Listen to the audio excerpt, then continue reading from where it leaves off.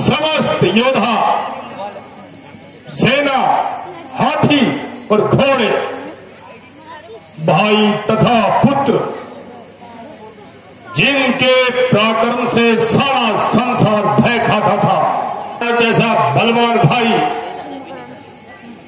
मेघनाद जैसा वीर पुत्र मुझे बेचैन कर रहा है।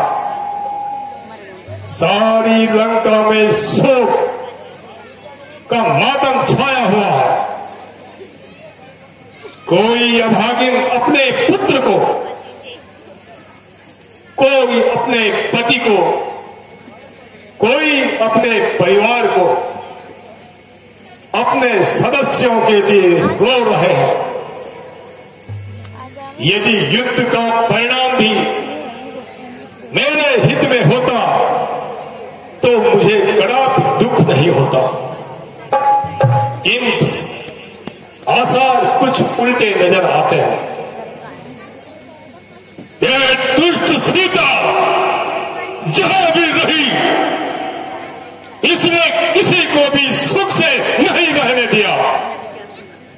पिता के घर में रही, आपत्तियों का ढेर लगा दिया। अयोध्या में गई, पति को घर से निकाल दिया, और यहां आई तो लंका की ईंट से ईंट बजा के रख दी, ईंट बजा के रख दी, ईंट बजा के रख दी।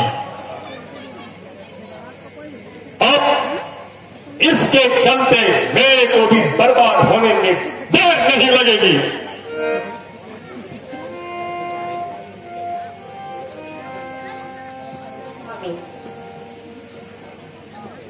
यदि आप असंतुष्ट न हो तो मैं कुछ निवेदन करूं। नहीं प्रिय, असंतुष्ट होने की क्या बात है। संभव है कि तुम्हारी सहमति से कुछ फायदा मिल सके।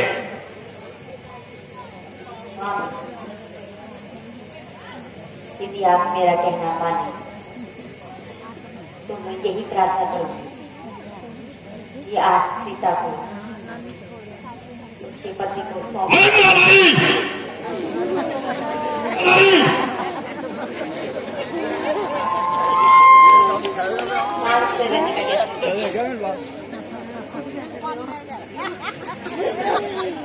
वैसे मानो न मानो आप बदले हुए। ऐसा कहने से अच्छा था मंदोदरी तुम कुछ न कहती।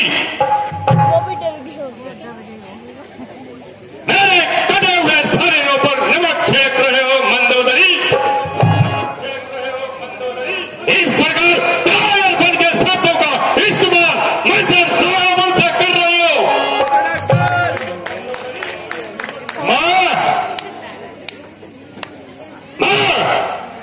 मां प्रतिज्ञा करता हूं मंदोदरी, अपने भाई कुंभकर्ण और मेघनाद का बदला नहीं लिया तो मेरा नाम विश्व विजेता रावण नहीं।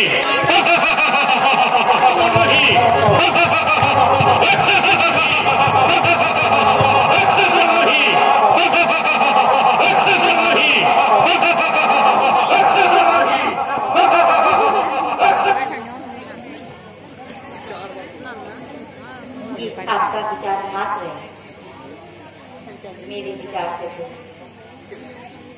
अब हमारी विजय नहीं हो सकती।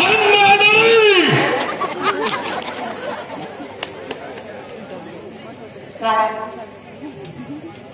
शत्रु की वो पता है।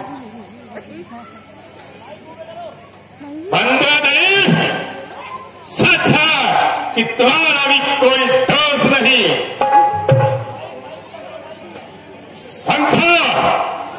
इस संसार में सारे बनी के होते हैं, बिगड़ी का कोई नहीं होता। मंदोदरी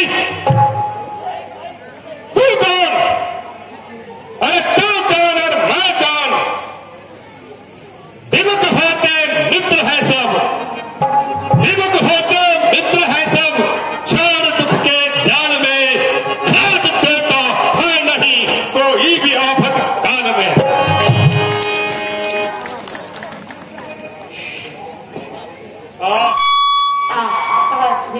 भाग्य ने क्या सुलझा दिया? आज मेरे भाग्य ने क्या गुल खिला दिया, जो कि मेरी अपनी अर्धांगिनी भी मुझे मिथ्या भाषा कह के सुना रही है। प्राणनाथ, क्षमा कीजिए, मैंने आप पर कोई दोष नहीं किया। अच्छा, क्षमा हो स्वामी। यदि कोई मेरी ओर से बुरी दृष्टि से देखेगा तो क्या आपकी आंखों में खून नहीं उतरेगा? बस इतनी सी बात है, समझ लीजिए, तथा जिस प्रकार भी हो सके इस झगड़े का निपटारा कर दीजिए। बस बंद हो गई, चुप रहो, मेरे कान मत खाओ और इसी क्षण यहां से चली जाओ। अब मुझे तेरे उपदेशों की जरूरत नहीं मंदोदरी। आपका पूर्ण अधिकार है, कर दीजिए, मुझे स्वीकार है, किंतु फिर वही पक किंतु परंतु मंदोदरी।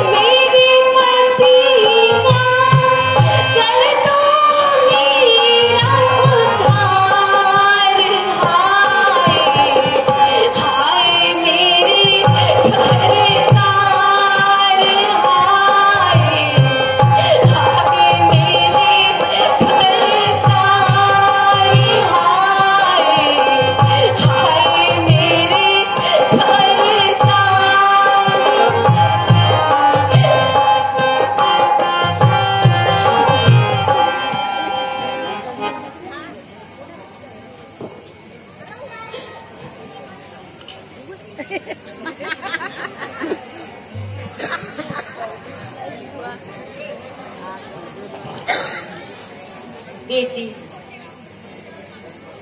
मैं पहले बताती हूँ, अपने मन को समझा, जरा मेरी ओर भी देखो।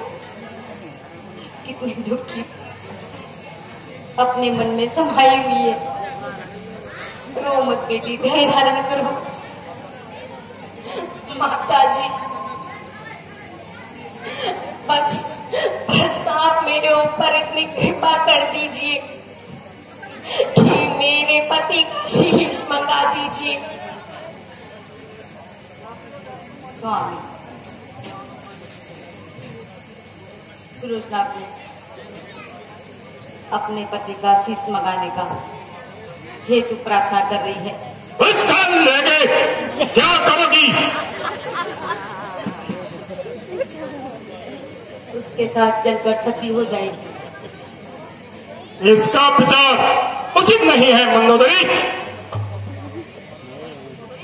इस समय शीश का मिलना उचित नहीं है।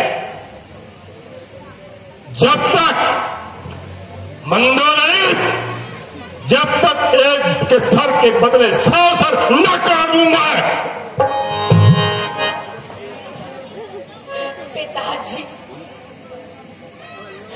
आप इस विषय में चिंता ना कीजिए और मुझे आज्ञा दीजिए। ऐसी आज्ञा? मैं स्वयं जाकर अपने स्वामी का शीश ले आऊंगी। यो क्यों नहीं कहती कि मैं शत्रुघ्न में मिलना चाहती हूं? यह आपका भ्रम है। सुलोचना को बंदी बनाना कोई असाधारण बात नहीं। ये तेरी सरासर भूल है। तो वहां जाते ही बंदी बना दी जाएगी और उन्हें सीता को छुड़वाने के लिए आसान हो जाएगा।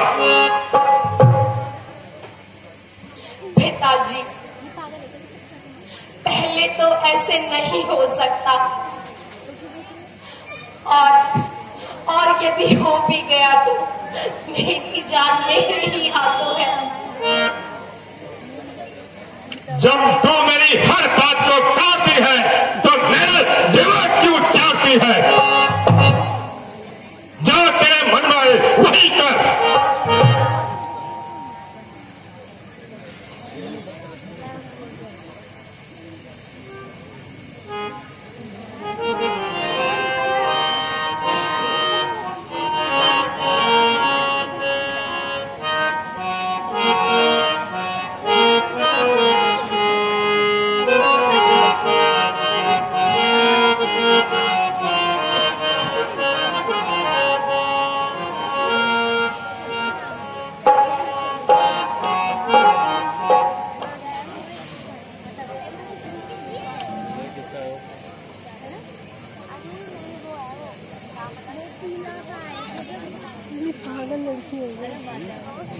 अच्छा माता जी, मेरा अंतिम प्रणाम स्वीकार कीजिए।